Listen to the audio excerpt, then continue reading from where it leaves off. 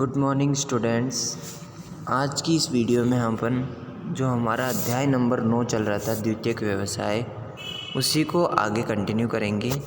पिछली वीडियो में अपन ने द्वितीयक व्यवसाय का जो चैप्टर है वो शुरू किया था। उसमें अपना पहला द्वितीयक व्यवसाय जो था विनिर्माण उद्योग, उसके बारे में पढ़ा था। अब अपन जो है उसी टॉपिक को आगे कंटिन्यू करने जाएंगे। लास्ट में अपन पढ़ रहे थे बच्चों उद्योगों को प्रभावित करने वाले कारक, उसमें 5 कारक अपन ने पढ़ लिए थे।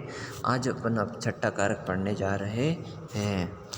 पूंजी यानी पैसे भी जो है किसी भी फैक्ट्री या उद्योग को स्थापित करने में एक महत्वपूर्ण भूमिका निभाते हैं बच्चों। बिना पैसों के आप किसी भी उद्योग की स्थापना नहीं कर सकते हो।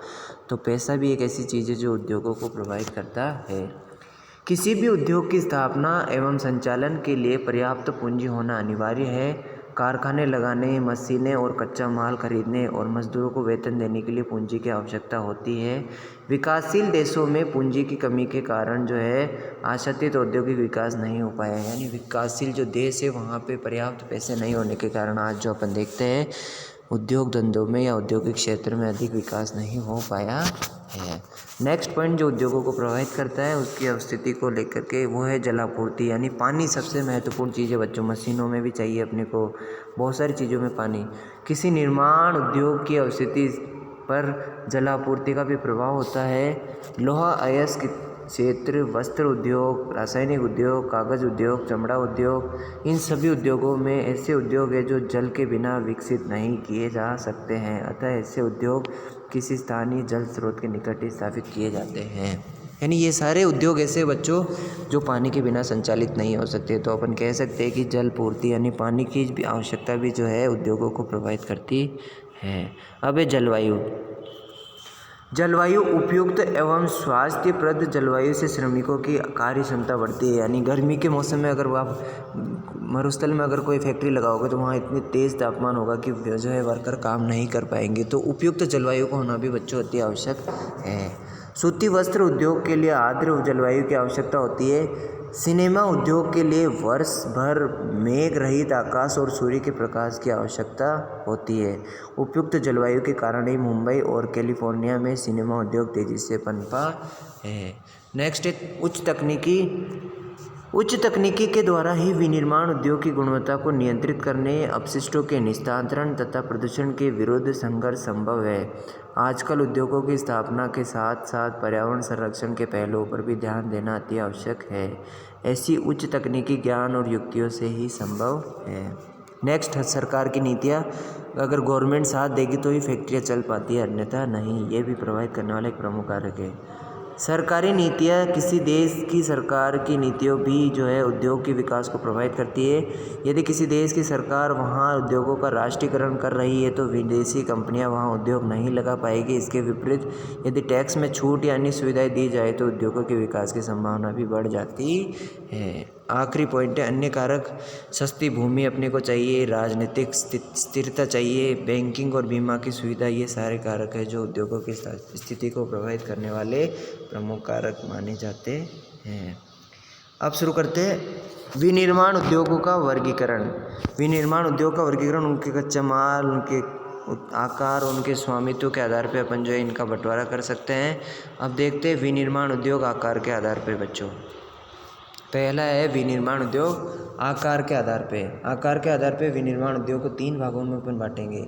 किसी उद्योग का आकार, उनमें निवेशित पूंजी, श्रमिकों की संख्या। आकार के आधार पर मतलब कि पैसा कितने लगाया, हो सकता है पैसे ज़्यादा लग रहे तो बड़ा कहलाएगा, पैसे कम लग रहे तो छोटा कहलाएगा। श्रमिक ज़्यादा काम करे तो बड़े लेवल पे, छोटे लेवल पे कम श्रमिक। तो ये सारे तो आकार के आधार पर उद्योगों को 3 भागों में बांटा जा सकता है। पहला कुटीर उद्योग, दूसरा लघु उद्योग और तीसरा बड़े पैमाने के उद्योग। कुटीर उद्योग सबसे छोटा, लघु उससे बड़ा और बड़े पैमाने के सबसे बड़े।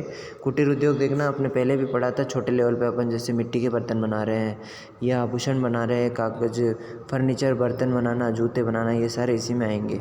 यह निर्माण की सबसे छोटी इकाई होती है। इसमें दस्तकार स्थानीय कच्चे माल का प्रयोग करता है। यानी कि आसपास ही अपने जो कच्चा माल मिलता है उसी से अपन चीज़ें बनाते हैं।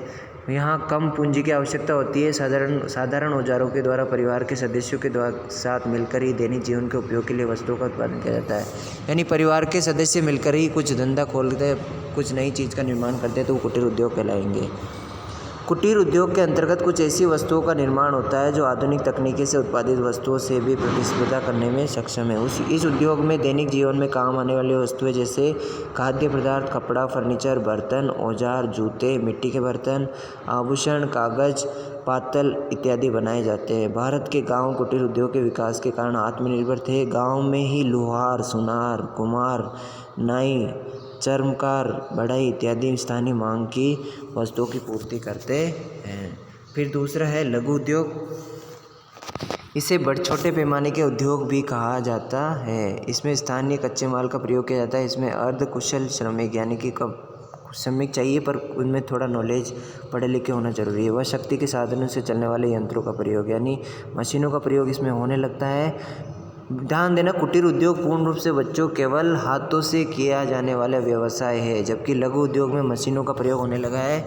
ये औद्योगिक विकासशील देश के सघन बस्ती क्षेत्रों में, सघन बस्ती यानी कि जहाँ ज़्यादा जनसंख्या उन क्षेत्रों में जो है आपको देखने को मिलेगा, जिससे क्या होता है स्थानीय लोगों की क्रय शक्ति बढ़ती है। लघु उद्योग और कुटीर उद्योग में मुख्य अंतर यही है कि लघु उद्योग में मशीन और चालक यानी ड्राइवर शक्ति का प्रयोग किया जाता है, यानी मशीनों का प्रयोग होता है और उसको चलाने वाले ड्राइवर का तथा वैतनिक श्रमिक भी रखे जाते हैं, यानी कि वेतन दे करके मजदूरों से काम किया जाता है। जबकि कुटीर उद्योग में ऐसा नहीं होता है। कुटीर उद्योग में परिवार के सदस्य होते हैं, कोई पैसे दे करके मजदूर नहीं रखा जाता है।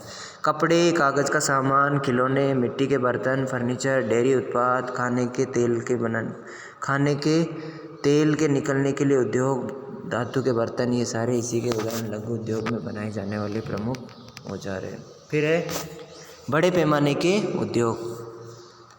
बड़े पैमाने के उद्योगों के लिए विभिन्न प्रकार का कच्चा माल, शक्ति के साधन, विशाल बाजार, कुशल श्रमिक, उच्च तकनीकी, अधिक पूंजी इत्यादि की आवश्यकता होती है।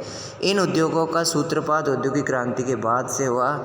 इन उद्योगों के उत्पाद की गुणवत्ता पर विशेष ध्यान, यानी इसमें जो भी चीज़ बनाई जाती है उसमें उसकी गुणवत्ता पर विशेष ध्यान दिया जाता है, यानी क्वालिटी। उत्पादन में विशिष्टीकरण बड़े पैमाने के उद्योग की महत्वपूर्ण विशेषता है।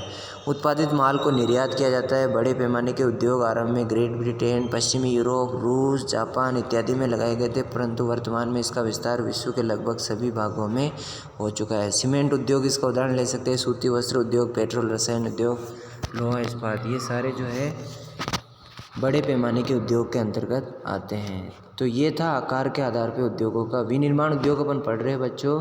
आकार के आधार पे विनिर्माण उद्योगों का बंटवारा 3 भागों में किया था: कुटीर उद्योग, लघु उद्योग और बड़े पैमाने के उद्योग। विनिर्माण उद्योग के कुछ और भी प्रकार, इनको अपन आगे की वीडियो में कंटिन्यू करेंगे।